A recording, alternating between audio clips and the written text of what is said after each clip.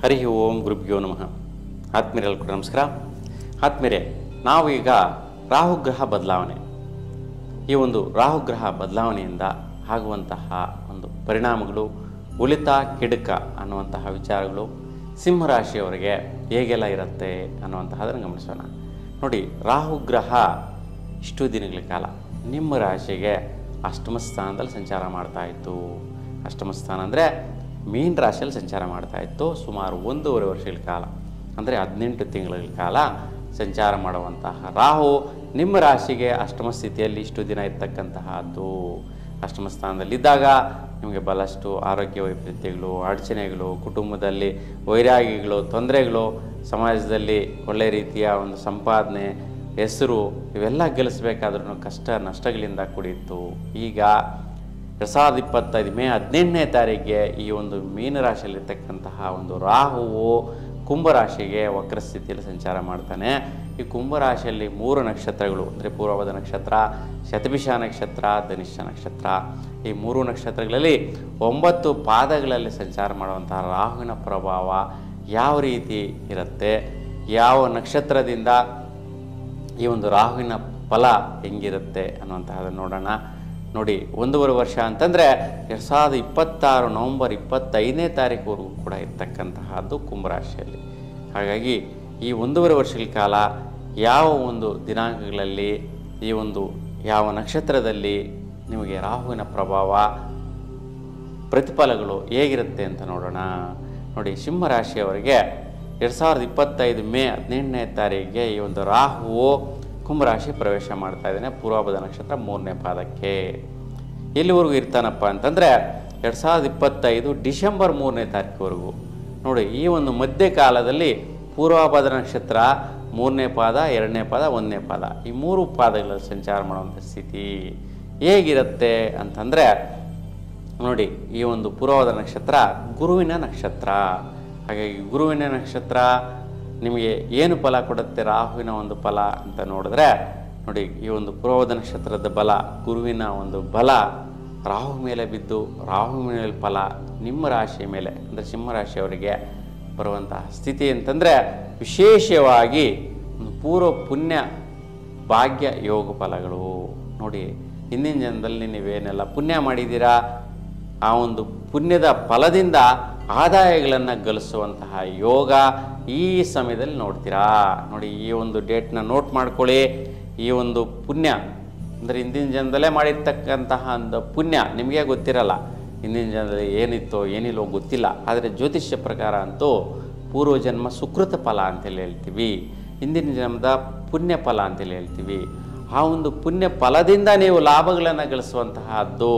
ವ್ಯವಹಾರದಲ್ಲಿ ಬರುತ್ತೆ ಲಾಭ, ಬಿಸ್ನೆಸ್ಸಲ್ಲಿ ಬರುತ್ತೆ ಲಾಭ, ಭೂಮಿ ಪಡೆಯುವಂತಹ ಬಲ, ಭೂಮಿ ಒಂದು ವಹಿವಾಟು ಮಾಡುವಂತಹ ಬಲ, ಮನೆ ವಿಚಾರ ಆಗಿರ್ಬೋದು, ಕುಟುಂಬ ವಿಚಾರ ಆಗಿರ್ಬೋದು, ಬಂಧುಗಳ ವಿಚಾರ ಆಗಿರ್ಬೋದು, ಮತ್ತು ಮೆಡಿಕಲ್ ಡಿಪಾರ್ಟ್ಮೆಂಟಲ್ಲಿರ್ತಕ್ಕಂಥವ್ರಿಗಾಗಿರ್ಬೋದು, ಮತ್ತು ವಿಶೇಷವಾಗಿ ರಾಜಕೀಯ ನೇತೃತ್ವ ಯಾರೆಲ್ಲ ಇರ್ತೀರಾ ಅಂತಹವರಿಗೆ ಶ್ರೇಷ್ಠ ಫಲಗಳು ಸಿಗುವಂತಹದ್ದು. ಶ್ರೇಷ್ಠತೆಯಲ್ಲಿ ಶ್ರೇಷ್ಠತೆಯ ಒಂದು ಸ್ಥಾನಮಾನಗಳು, ಸದಾವಕಾಶಗಳು ಬಂದುಬಿಡಂತೆ. ಅಂದರೆ ರಿವರ್ಸ್ ಆಗಿ, ಯಾಕೆಂತಂದರೆ ರಾಹು ಇಲ್ಲಿ ನೇರವಾಗಿ ಕೊಡುವಂತಹ ಫಲ ಇರೋದಿಲ್ಲ, ನಿಮಗೆ ಗಮನಕ್ಕೆ ಬರೋದಿಲ್ಲ. ಆ ರೀತಿಯ ಅವಕಾಶಗಳು, ಆಪರ್ಚುನಿಟಿಗಳು ಬಂದುಬಿಡುತ್ತೆ. ನೀವು ಅಪ್ಲಿಕೇಶನ್ ಹಾಕುವಷ್ಟೇ ಇಲ್ಲ, ಅದು ಆಟೋಮೆಟಿಕ್ಕಾಗಿ ನಿಮಗೆ ಆ ಒಂದು ಸ್ಥಾನದ ಒಂದು ಅವಕಾಶಗಳು ಈ ಒಂದು ಸಮಯದಲ್ಲಿ ಸಿಗುವಂತಹದ್ದು. ಅದೇ ಒಂದು ಅದೃಷ್ಟದ ಫಲ ಅಂತೇಳಿ ಹೇಳ್ತೀವಿ.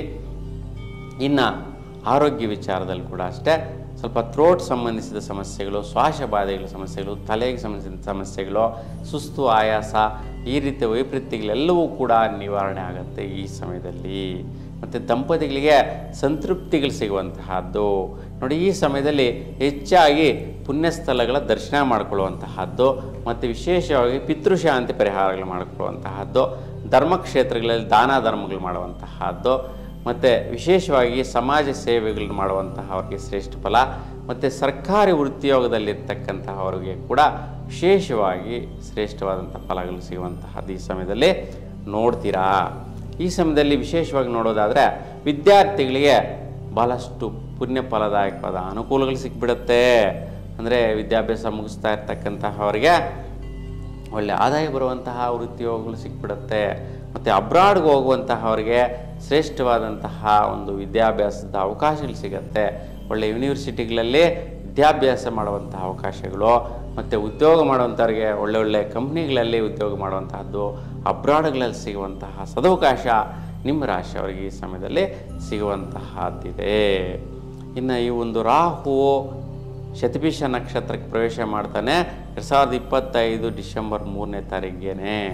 ನೋಡಿ, ಶತಭಿಷ ನಕ್ಷತ್ರದಲ್ಲಿ 4 ಪಾದಗಳಲ್ಲಿ ಸಂಚಾರ. ಶತಭಿಷ ನಕ್ಷತ್ರ 4, 3ನೇ ಪಾದ, 2ನೇ ಪಾದ, 1ನೇ ಪಾದ ಎಲ್ಲಿವರೆಗೂ ಇರ್ತಾನಪ್ಪ ಅಂತಂದರೆ 2026 ಜುಲೈ 2ನೇ ತಾರೀಕುವರೆಗೂ ಇರ್ತಾನೆ.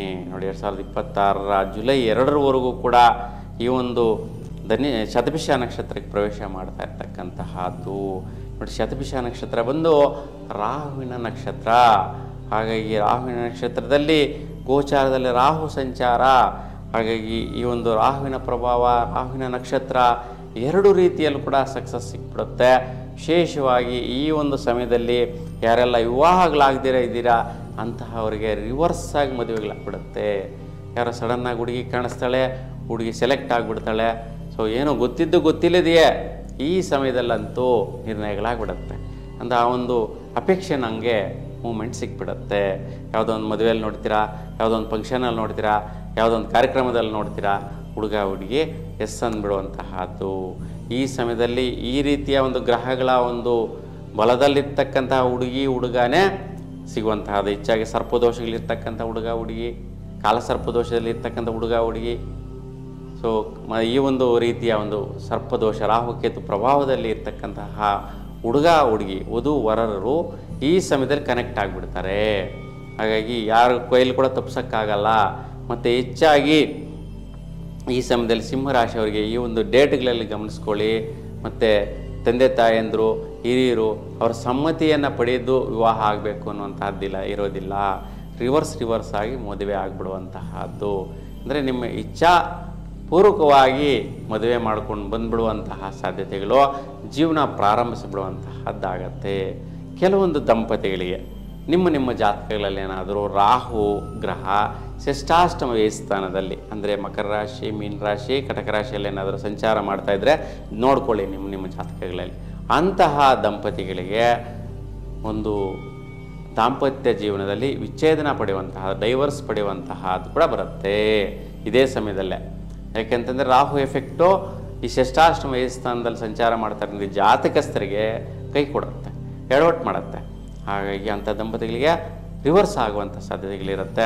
ಹಾಗಾಗಿ ಈ ಸಮಯದಲ್ಲಿ ಆ ತೊಂದರೆಗಳಾಗಬಾರ್ದು ನಿಮ್ಮ ಜಾತಕಸ್ಥರಿಗೆ ಅಂತ ನೋಡ್ಕೋಬೇಕಾದ್ರೆ ಶಕ್ತಿ ಮಾತಾ ದರ್ಶನ ಮಾಡಿ ಅಲ್ಲಿ ನೀವು ಒಂದು 21 ದಿನಗಳ ಕಾಲ ಒಂದು ನಿಂಬೆಹಣ್ಣಿನ ಮೇಲೆ ತುಪ್ಪದ ದೀಪವನ್ನು ಬೆಳಗಿಸೋದ್ರಿಂದ ಈ ಒಂದು ವೈಪರೀತ್ಯ ನಿವಾರಣೆ ಆಗುತ್ತೆ.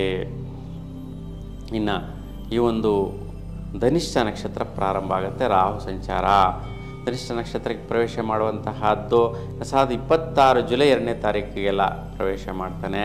ಸೊ ಎಲ್ಲಿವರೆಗೂ ಇರ್ತಾನಪ್ಪ ಅಂತಂದರೆ 2026 ನವಂಬರ್ 25ನೇ ತಾರೀಕುವರೆಗೂ ಈ ಒಂದು ಧನಿಷ್ಠ ನಕ್ಷತ್ರದಲ್ಲಿ 4ನೇ ಪಾದ ಮತ್ತು 3ನೇ ಪಾದ ಈ 2 ಪಾದಗಳಲ್ಲಿ ಸಂಚಾರದಲ್ಲಿ ಕುಂಭರಾಶಿಯಲ್ಲೇ ಸಂಚಾರ ಮಾಡುವಂತಹ ಸ್ಥಿತಿ. ನೋಡಿ, ಧನಿಷ್ಠ ನಕ್ಷತ್ರ ಬಂದು ಕುಜನ ನಕ್ಷತ್ರ. ಕುಜ ನಕ್ಷತ್ರ ಆಗಿರೋದ್ರಿಂದ ವಿಶೇಷವಾಗಿ ಕುಜನಿಗೂ ರಾಹುಗೂ ವೈಪರೀತ್ಯ ಅಡ್ಡುವಿಡ್ಡೂರಿ ಆಗುತ್ತೆ, ಶತ್ರುಭಾವ ಇರುತ್ತೆ.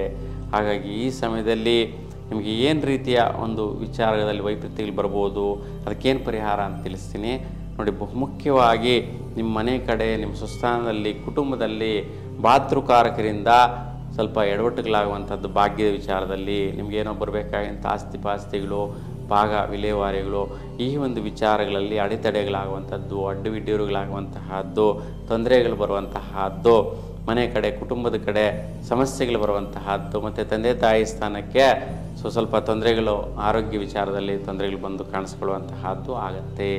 ಹಾಗೆ ಈ ಸಮಯದಲ್ಲಿ ಶ್ರೀ ಕಾಲಹಸ್ತಿಗೆ ಹೋಗಿ ರಾಹುಕೇತು ಶಾಂತಿ ಪರಿಹಾರ ಮಾಡ್ಕೊಳ್ಳೋದ್ರಿಂದ ಈ ಒಂದು ವೈಪರೀತ್ಯ ನಿವಾರಣೆ ಮಾಡ್ಕೋಬೋದಾಗಿರುತ್ತೆ. ಹಾಗಾಗಿ ಈ ಒಂದು ಸಪ್ತಮದಲ್ಲಿ ಸಂಚಾರ ಮಾಡುವಂಥ ರಾಹು ನಿಮ್ಮ ರಾಶಿಯ ಮೇಲೆ ನೇರವಾದಂಥ ದೃಷ್ಟಿ ಇರೋದ್ರಿಂದ ನಿಮ್ಮ ರಾಶಾಧಿಪತಿ ಸೂರ್ಯನಿಗೆ ರಾಹು ಹೊಂದ್ಕೊಂಡು ಹೋಗುವಂತಹ ಸ್ಥಿತಿ ಇರುತ್ತೆ, ತೊಂದರೆ ಮಾಡುವಂತಹ ಸ್ಥಿತಿ ಇರುವುದಿಲ್ಲ. ಹಾಗಾಗಿ ಸಿಂಹ ರಾಶಿಯವರಿಗೆ ಶ್ರೇಷ್ಠವಾದಂತಹ ಸಮಯ ಅಂತೇಳಿ ಹೇಳ್ಬೋದು. ಸ್ವಲ್ಪ ಮಟ್ಟಿಗೆ ಅಡೆತಡೆಗಳು ವೈಪರೀತ್ಯಗಳು ಬರೋದು ಬಿಟ್ಟರೆ ಈ 1.5 ವರ್ಷಗಳ ಕಾಲ 18 ತಿಂಗಳ ಕಾಲ ರಾಹು ಪ್ರಭಾವ ನಿಮ್ಮ ರಾಶಿಗೆ ಸಿಂಹರಾಶಿಯವರಿಗೆ ಶ್ರೇಷ್ಠತೆಯಲ್ಲಿ ಶ್ರೇಷ್ಠತೆ, ಒಳ್ಳೆಯದರಲ್ಲಿ ಒಳ್ಳೆಯದು, ರಿವರ್ಸಲ್ಲಿ ಕೂಡ ಒಳ್ಳೆಯದಾಗ್ಬಿಡುತ್ತೆ. ಜೀವನ ಭಾಳಷ್ಟು ಚೇತರಿಕೆ ಚೇಂಜಸ್ ಆಗುತ್ತೆ, ಭಾಳಷ್ಟು ಬದಲಾವಣೆಗಳನ್ನು ತಂದುಕೊಟ್ಟು ಹೋಗುವಂತಹ ರಾಹುವಿನ ಪ್ರಭಾವ ಈ ಸಮಯದಲ್ಲಿ ಬರುವಂತಹದ್ದಿದೆ. ಹಾಗೆ ಈ ಒಂದು ಪ್ರತಿಫಲವನ್ನು ಪಡೀರಿ.